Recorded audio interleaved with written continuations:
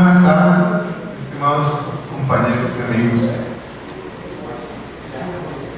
Mi breve trabajo es una continuación de otras investigaciones sobre este mismo tema, que es sobre las inmigraciones que de un inicio de la colonia, pues hay que es más, el descubridor de América, Cristóbal Colón, era de origen judeo-sefardí, judeo-español, pero también a su vez era converso cortés y una larga lista de personajes que llegaron y colonizaron la América de aquel tiempo. Entonces empiezo y doy lectura a este breve trabajo, y en este vez escogí está hablado sobre la gastronomía, sobre otros temas muy importantes, interesantes, que son quizás los legados, por llamarle de antropológicamente, datos más puros de la historia de un pueblo, porque en los hábitos alimenticios, musicales, de comportamiento son en sí las huellas de ese pasado remoto, a veces, de que nos informan quiénes somos. Bueno, breves apuntes para una historia de la música popular en las regiones colonizadas por conversos de origen judeo-español o sefardí. A mi abuela Candelaria Gámez Acosta, en busca de su perdón. ¿Por qué digo esto? Porque una vez, escuchando yo en mi casa, de unos 12 o 14 años, unos discos de Beethoven, me acuerdo muy bien, dirigidos por Arturo Toscanini, y me dijo mi abuela, fíjate, me dijo que esa música la escuchaba yo allá en la sierrita de los Parra, donde soy original. Oye, abuela, ¿cómo va a ser eso? Lo que habían escuchado son algunos músicos norteños o una banda. Esa era la confusión. Bueno, para mí fue una ofensa de la que siempre me he arrepentido de haberla contradecido. Entonces me puse a investigar de qué es lo que había pasado y lo que me había querido decir mi abuela, porque ella me decía que escuchaban chelos, violines, música de cuerdas. Entonces hay que, precisamente, como dicen los relatos de los viejitos, son verdades o pequeños evangelios, decían los antiguos. Bueno, dice: la historia acoge y renueva estas pasadas glorias, confiere a nuestra vida y a nuestros muertos, los resucita. Su justicia social, así, a los que no fueron contemporáneos, otorga una reparación o a varios que habían aparecido solo un momento para desaparecer. Viven ahora con nosotros, de modo que sentimos a sus padres y amigos, y así se forma una familia, una ciudad común entre los vivos y los muertos. Jules Michelet. La historia tiene precisos trabajos que cumplir para la sociedad que la genera, entregándole memorias y señas de identidad, intentando explicar cómo llegamos a ser lo que somos, y esto lo hace ofreciendo pistas sobre nuestra forma de ser y comportarnos presentes. Y afortunadamente para los que pasamos de la sexta década y que vivimos en un mundo de en que los adultos mayores y los niños y los jóvenes, ellos nos educaban con sus vivencias y recuerdos, y aprendimos que ellos conservaron como descendientes, ya después de la investigación, como antiguos conversos o descendientes de conversos, muchos rasgos sobrevivientes hasta ahora. Por ejemplo, su gastronomía, sus características genéticas, sus costumbres de convivencia social, la fuerza de su palabra, sus fiestas, sus funerales, su religiosidad, su lenguaje y su música. Entre otras muchas, a pesar de sobre ellas pasan más de 400 años desde su llegada, y además de todos los intentos de las autoridades coloniales y eclesiásticas católicas de borrarlas, por considerarlas judaizantes. En la historia de la música, esta búsqueda de la dimensión sonora del pasado es poco considerada en la historiografía de la vida de las sociedades pasadas, ya que vivimos en un mundo sonoro en el cual estamos inmersos y que condiciona nuestra existencia. Y no consideramos con atención este legado de sonidos organizados, o sea, la música occidental, que nació hace más de 25 siglos y se escucha en un mundo que cada día lee menos y solo podemos acercarnos a ella con una devoción por la cultura escrita. Esta música, la que como arte, solo podemos acercarnos a ella a través del amor a la humanidad y sus creaciones, utilizando como herramientas la sensibilidad sonora, la intuición y la razón. Sabemos que las obras de la música popular no están por lo general fijadas en partituras, lo cual nos dificulta hacer una investigación de sus melodías, armonías y ritmos. Y eso a través de un largo periodo de tiempo, por lo cual nos basaremos en esta primera parte, siguiendo la historia de sus instrumentos. Y empezaremos por el más importante, el violín. El violín es quizás para muchos músicos el instrumento más perfecto de la orquesta. Llega a tener hasta 62 instrumentos de esta familia, o sea, la orquesta. Estos instrumentos de cuerdas frotadas. En ella cuenta de entre 22 y 30 violines, entre 8 o 12 violas, entre 8 o 12 violonchelos, entre 5 y 8 contrabajos, o sea, quedando solamente 42 lugares para los demás de 11 diferentes tipos de instrumentos que la componen. Este instrumento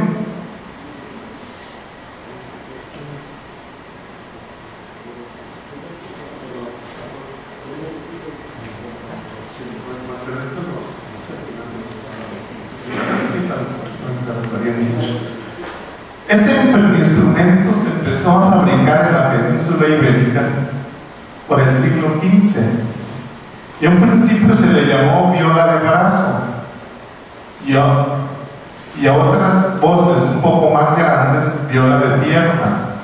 Estos antecesores del violín se inventaron por judíos sefarditas en España antes de la expulsión, y al poco tiempo de consumada la expulsión, estos instrumentos que originalmente eran de 6 cuerdas aparecen en Italia y se les llamaron viola de braccio y viola de gamba o pierna en italiano, y rápidamente se convirtieron en el violín.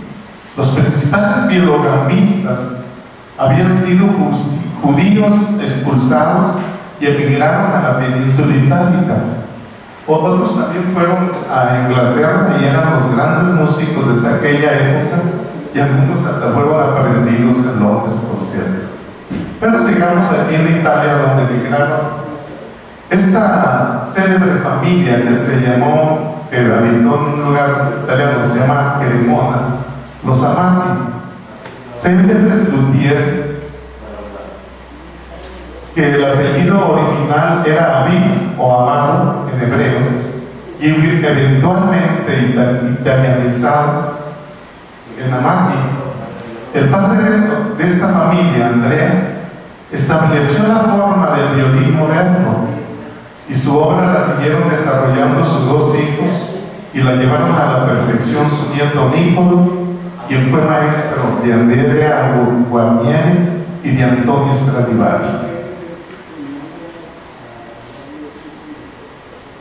El vínculo, o sea, este instrumento al modernizarlo lo hacen de 4 cuerdas. y esa es la versión que hasta la fecha dura. Los primeros violines datan, que se conservan, de 1555 aproximadamente. El violín es este instrumento que con los judíos duraría una larga historia de siglos. A la Nueva España empiezan a llegar las violas en el siglo XVI y le llamaron vihuelas de arco. Fray Toribio de Benavente, mejor conocido como Motolinía, uno de los 12 primeros franciscanos en llegar a la región conquistada de Nueva España, dice en su libro Memoriales, libro de las cosas de la Nueva España y de los naturales de ella, que se conocían y se ejecutaban ya, o sea, que se conocían desde el principio del XVI, las 4 voces de esos instrumentos. Es decir, los 4 diferentes tamaños y registros musicales de estas vihuelas de arco, lo cual nos indica que estos vinieron con los primeros colonos de origen sefardí, ya que muchos de los conquistadores tenían esa herencia cultural. Hay datos que el 25% de los habitantes de la Ciudad de México, cuando menos, eran de origen judío español, eran conversos al catolicismo y algunos de ellos judaizaban, que ahorita vamos a explicar en qué consistían. Dice que para el año 1570 ya llegan a México las primeras versiones italianas de este instrumento, o sea, ya de 4 cuerdas, y se empezaron a difundir por muchas partes de este nuevo mundo. El violín, por su tamaño pequeño de 60 centímetros, y se difundió por todas las ciudades y después a las diversas fronteras del virreinato. Puebla, lugares que poblaron más ellos a un origen, Puebla, la Ciudad de México, Tasco, poco después Guadalajara. Hay que recordar que Cristóbal de Oñate era de origen judío español, y sobre todo en los altos de Jalisco y los altos de Michoacán y el Bajío, o sea, en Guanajuato. Pero al aumentar la persecución de ellos por la Inquisición y al ser acusados muchos de ellos de ser típicos judíos, o sea, de ser nominalmente cristianos, pero seguían teniendo prácticas religiosas y alimentarias judías. Por ejemplo, en cuestiones alimentarias, un señor que se llamaba Juan Carrasco, que le encontraron entre sus ropas una tortilla de harina, y como era prohibido comer, porque en el edicto de expulsión pone muy claramente que los que se quedan en España no deben tener rituales judaicos ni alimentos judaicos. Y la tortilla de harina pues es el pan sin levadura, el pan ceseno, parte de la fiesta de la Pascua. Del que quiere referencia a eso, lea el Éxodo 12 y lo entenderá muy bien. Entonces, acusarte de judaizante tenía la consecuencia de que todos tus bienes te eran desconfiscados, aparte de la tortura que no te quitaban, y una segura muerte en la hoguera. Por lo que decidieron muchas familias de ellos irse hacia más al norte a colonizar, para estar lo más lejos posible de esta hermandad de la Inquisición, ¿no? Esto lo llevó a establecerse en las fronteras de estos vastos territorios y así formar a las colonias que vendrían hacia el pasar de los siglos, los actuales estados del norte del país. La música es una parte importante del modo de vida del ser humano, la cual nos acompaña en nuestras penas y alegrías, tanto en forma religiosa como en nuestra cotidianidad.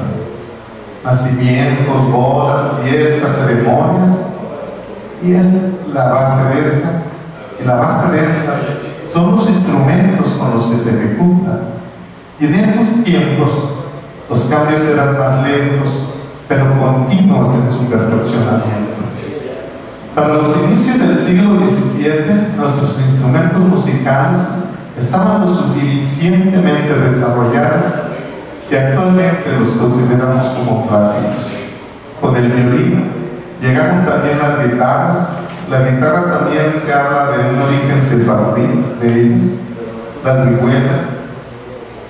Primero con 5 cuerdas en las guitarras, ¿no? Las chirimías o flautas con llaves y campana, que son el antecesor del clarinete. El tambor de 2 parches, nombrado tabal. El violón, mal llamado ahora tololoche. Arpas de diferentes tamaños y órdenes de cuerdas, sacabuches, antecesores del trombón de vara, las dulzainas, principalmente. La historia del violón es particularmente interesante, ya que es una voz de bajo de los cordófonos frotanos, que fue desterrado de la orquesta por volverse un instrumento de la música popular, ya que al ser un poco más pequeño que el contrabajo, se mide unos 60 centímetros de altura contra unos 90 de contrabajo, era más liviano para transportarse. Hay que recordar que la mayoría de los músicos en una zona rural, donde el 80% de la población, pues iban trasladándose de pueblo en pueblo, de fiesta en fiesta, ¿no? Este era tocado con arco, primeramente, y después se punteaban las cuerdas con las puntas de los dedos o pellizcadas, lo que se llama pizzicato. Y eso lo vemos mucho en nuestra música norteña. En estos tiempos, los judíos portugueses que emigraron posteriormente, porque habían emigrado los primeros de España a Portugal, pero después fueron expulsados de Portugal, se vinieron muchos a México, como se fueron, emigraron a muchas partes de Turquía, Italia y los Países Bajos, etc. Nos trajeron ellos 2 tipos de guitarras llamadas, una viola amarantina, es una viola de 5 órdenes de cuerdas dobles metálicas, y la viola de terra con 7 órdenes de cuerdas también dobles metálicas, llamadas en Portugal diagrama, o sea, de alambre.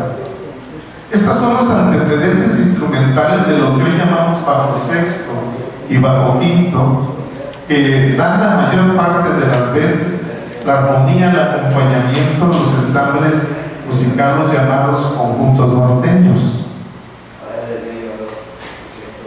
Luis Adrián Santana Garza, en su libro Historia de la música norteña mexicana, dice, abro comillas, desde los grupos precursores al auge del narcorrido, la página 130, dice, a pesar de algunos retratos antiguos que se encuentran borrosos, es posible distinguir varios instrumentos híbridos, combinación de guitarra séptima, guitarra sexta, con cuerdas dobles y bajo sexto, lo cual sugiere la posible genealogía del artefacto, que después sería el favorito al acompañamiento del acordeón. Cierra comillas. También en Guanajuato reclaman el origen de estos instrumentos, sintiéndolos como propios, los que nos hacen pensar que efectivamente fueron con judíos portugueses que llegaron a la Nueva España en los albores de la colonia. Se habla que el invento de lo que es la viola amarantina y la viola de terra son como del siglo XVI. Obviamente, esa forma de la guitarra, de ser de tapa de armonía, tapa de fondo y las costillas, igual que el violín, son de método sefardita.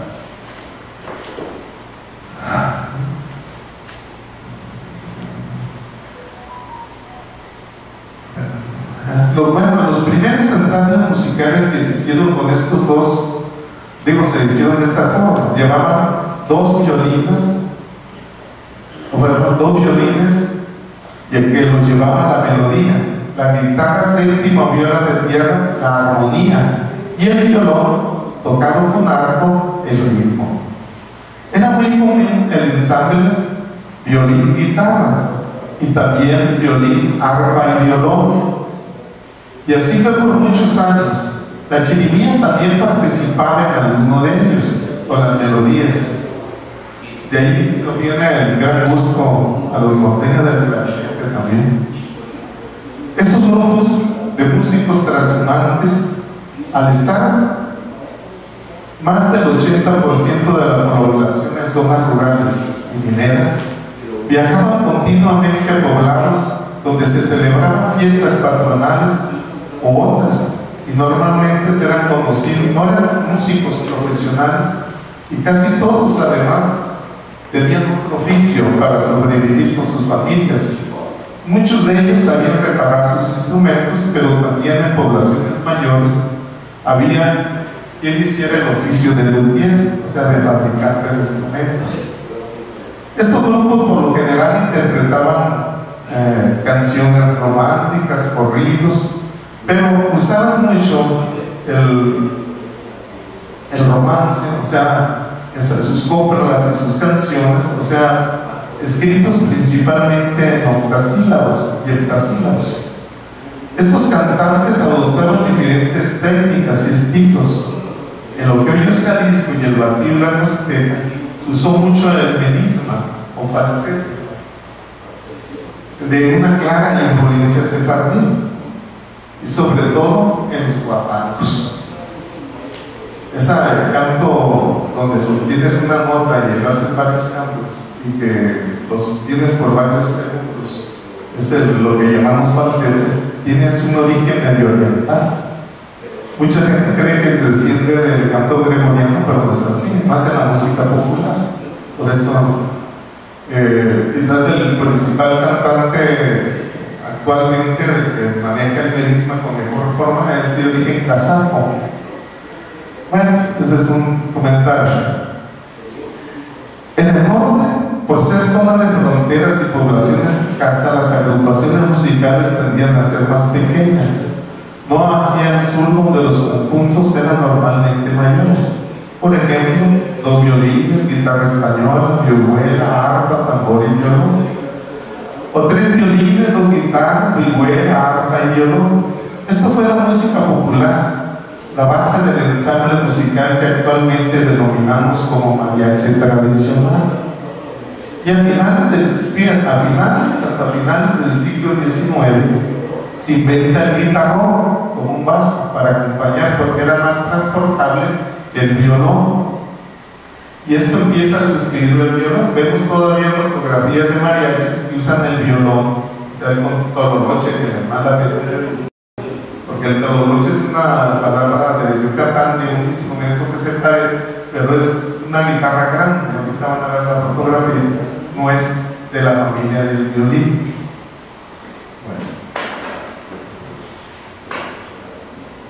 Y esto prácticamente se logra, el cambio del guitarrón por el violón, hasta aproximadamente los años 30 del siglo pasado.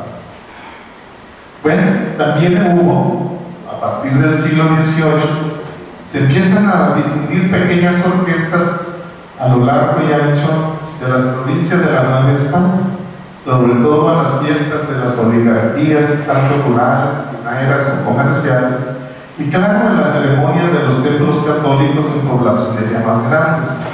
Con el tiempo, estas orquestas, primeramente de cuerdas con sus diferentes voces, fueron agregando nuevos instrumentos, entre otros el clarinete, el trombón de vara, trompetas, el piano y finalmente las voces del saxofón. Estas con el tiempo van creando una cultura musical para el deleite de muchos, que duró hasta ya entrado los años 40 del siglo pasado. Pero a principios de los años 20, la Casa Melchers, que era una casa comercial alemana, que tenía sucursales aquí en Sinaloa, en varias partes, entre ellos aquí en Mazatlán, tenían sucursales en Nayarit, Sonora, Durango y Tamaulipas. Empiezan con una intensa campaña de venta de acordeones diatónicos, los cuales, al ser fabricados industrialmente, bajaron sustancialmente sus precios. Musicalmente se pusieron de moda, y poco a poco fueron sustituyendo al violín en los ensambles musicales norteños. Al llevar el violín llevaba la melodía, entonces el acordeón cambia a llevar la melodía. Influyó mucho el tiempo que tomaba el dominar su ejecución. En el acordeón toma un poco más de 1000 horas de entrenamiento a aprender, a dominar. En cambio el violín toma más de 10.000 horas. Cosa curiosa, en el arte del esgrima, entrenarse con la espada, que es un instrumento de punta y doble filo, toma el mismo tiempo que requiere el violín. Y para el sable, es de punta y un solo filo, el mismo tiempo que se toma para el acordeón. A menos tiempo de esfuerzo, menos arte. Los acordones diatónicos tienen en su interior 2 cajas armónicas, una para los agudos, que se ejecuta con la mano derecha, y tiene por lo general entre 33 o 36 botones, y a la mano izquierda quedan los graves. Por lo general, el músico quita del instrumento esta caja armónica, aduciendo el mayor peso del acordeón, pero parece que el motivo principal es que el sonido, al ser más agudo, se transporta a una mayor distancia, y tenían en un principio que amenizar a públicos de mayor número, en una época que no había altoparlantes, que no había una transmisión del sonido en forma eléctrica o electrónica, ¿no? Bueno, y el violín, como es un instrumento de una música muy aguda, pues lo hacía a gran distancia, ¿no? Y servía para amenizar a grupos grandes, ¿no? A los colombianos y brasileños, en su música folclórica, utilizan este mismo instrumento, o sea, el acordeón diatónico con las 2 cajas armónicas. Este sonido que hacen nuestros músicos norteños se les hace muy estridente. Estos sustituyeron la herencia musical original al cambiar las melodías y armonías y ritmos interpretados durante la colonia o que se crearon en esa época por las partituras que traían los mismos acordeones, que eran de origen austriaco, polaco y alemán. Pasó muy parecido también con algunas piezas de banda, pero también afortunadamente se retomaron algunos sones antiguos de origen español que se preservaron, cosa curiosa, entre las tribus indígenas. Es lo más curioso, y ahí se vuelven a retomar mucha música, ¿no? Afortunadamente, dice, en estos tiempos en los altos de Michoacán y Chihuahua se sigue tocando la música folclórica con violín, guitarra, bajo sexto y violón todavía. Lo pueden ver, es una cosa muy curiosa. Afortunadamente en el mundo del YouTube puedes irte a muchas partes a investigar. Uno de los grupos norteños más representativos de la música norteña son los Montañeses del Álamo, que surgió el 11 de mayo de 1933 en Cadereyta, Santiago, Nuevo León. Y desde sus inicios sus instrumentos eran el violín, el bajo sexto, violón tocado con arco, flauta transversal y saxofón alto. En 88 años nunca han ocupado el acordeón para sus interpretaciones y siguen tocando igualmente, y solamente cambiaron el uso del violón al bajo eléctrico para seguir la onda tejana. Y en sus primeras fotografías de este grupo se parecen mucho a un grupo de música klezmer judío, y el violín sigue triunfando en la música del mariachi, y con la creación de varias orquestas infantiles y juveniles en la República Mexicana, donde se está tocando de nuevo, o sea, el violín, los instrumentos de la familia, el violín y otros, nos dan una esperanza que pase esta larga noche de la falta de educación musical que nos dejó José Vasconcelos Calderón con su pensamiento medieval, ya que fue el principal destructor de la educación en México. Muchas gracias. Voy a seguir una serie de aquí está lo que les estaba narrando. Como pueden ver, este es un conjunto normal de música norteña, o un violín y una guitarra. Ese es desde el inicio de la Colombia hasta la Revolución. Aquí está un grupo norteño de Sinaloa con 2 violines, un bajo sexto y un violón tocado con arco. Aquí, bueno, también el arpa y una guitarra era muy popular. Aquí es una pequeña orquesta de cuerdas, como decía mi abuela, que se usaba esta de Guasave, de una de las haciendas ahí en Guasave, donde vivía la familia Menchaca. Aquí está otro grupo de los inicios de lo que después fue el mariachi: violín, arpa y guitarra. Un grabado de un mariachi tradicional: violines, guitarra, vihuelas y el arpa. Bueno, las fiestas amenizadas con flauta transversal, con violín, con violón. Era la música. Y esta es la fotografía que les digo de los montañeses de Lara, el cual usan saxofón alto, flauta transversal, bajo sexto y violón con arco también. Aquí está otra vez otra fotografía de los montañeses de Lara tocando con el violón, con arco y los mismos instrumentos, ¿no? Y esta otra fotografía muy típica de Estados Unidos, de ellos, porque fue internacional. Y aquí está un grupo klezmer, de la música klezmer, que usa el violón, el violín, el clarinete. Es muy parecido a lo que es un grupo norteño antiguo, ¿no? El sombrero era un restaurante en Monterrey. Perdona, qué buena declaración. Y este pues es un grupo tradicional norteño que le llaman conjunto norteño, que ya tienden a un poco a desaparecer. La tarola, el violón, o tololoche, el bajo sexto y el acordeón, aquí de piano, cuando la mayoría es de botones. Es otro grupo norteño. Estos son los famosos doneños. Esto es lo que se llama el conjunto norteño básico actual. Para que sea clásico es bajo sexto con acordeón. ¿Qué sigue? Pues este es el violín, la gran creación de la cultura sefardí y de que nosotros, nuestra música popular mexicana, somos herederos. La chirimía, el antecesor del clarinete. Este es el tololoche yucateco, del que malamente le pusieron tololoche a nuestro violón. En nada se parece, es una guitarra grande de 4 cuerdas, pero no tiene esa figura, esa sacadura, esa tapa armónica, esa estructura tan perfecta que tiene la familia del violín. Este es el violón. Eso es de la familia completamente del violín. Ahí está el un violón clásico.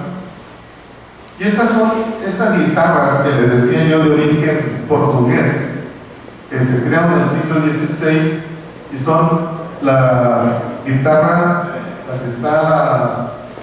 que no tiene sacadura en cuerpo y corazón, pero también puede tener esos 2 corazones. Las dos son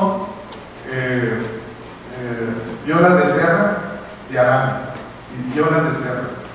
La que sigue esta es la viola marantina, que también tiene 5 órdenes de cuerdas dobles, ¿no? O sea, 10 cuerdas, pero en pares de dobles, ¿no?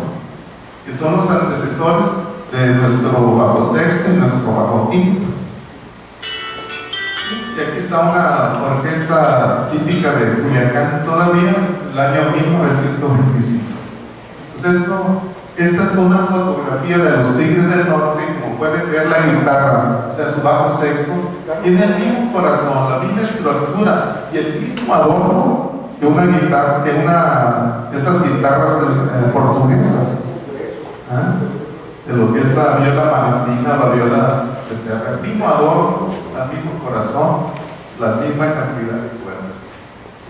Aquí otra vez otra fotografía ya en Estados Unidos de este grupo con el mismo bajo sexto, que lo identifica completamente el origen judío-portugués del instrumento.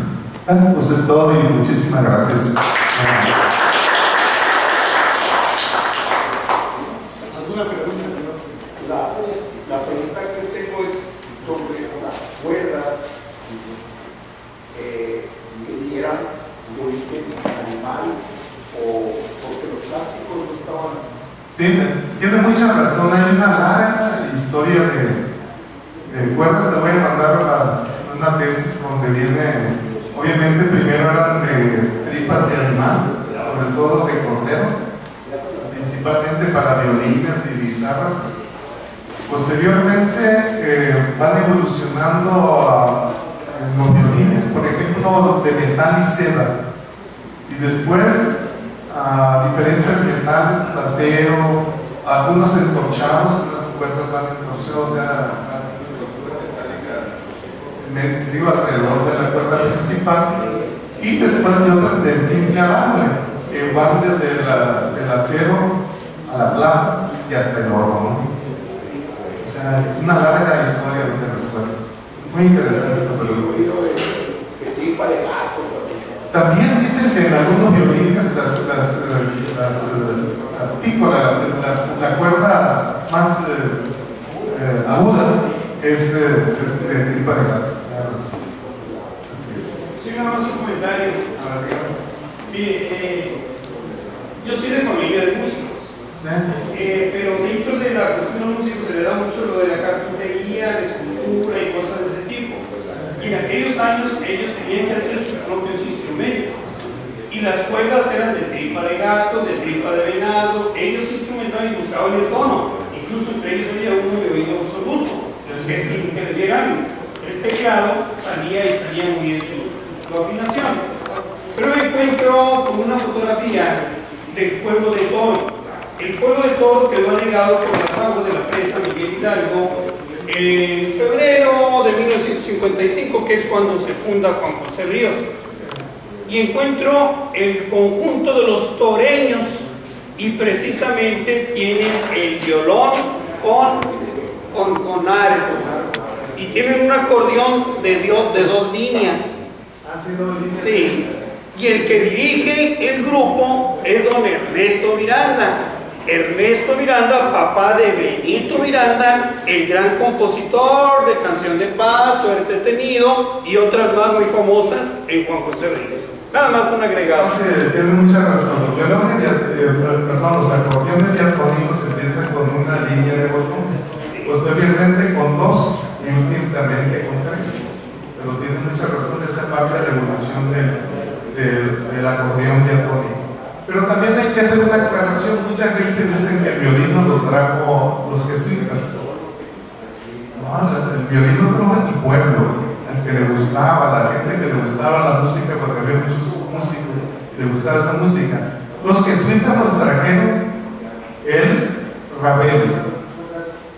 Y tan es así que cuando uno ve en las grabaciones y que acá está, cuando ejecuta música de pascola con violín, arpa, tamborcillo, y el violín lo tocan como si fuera rabel, lo tocan si están parados entre el pecho y el hombro, Sí. pero si están sentados lo tocan con el violín apoyado en el muslo, Sí. como si fuera un rabel. No lo tocan como un violín. Sí. Entonces obviamente se muestra que a los indígenas no le enseñaron a tocar el violín, sino a tocar el rabel. ¿Ese parece? Sí, así es. Muy interesante. ¿Alguna otra pregunta?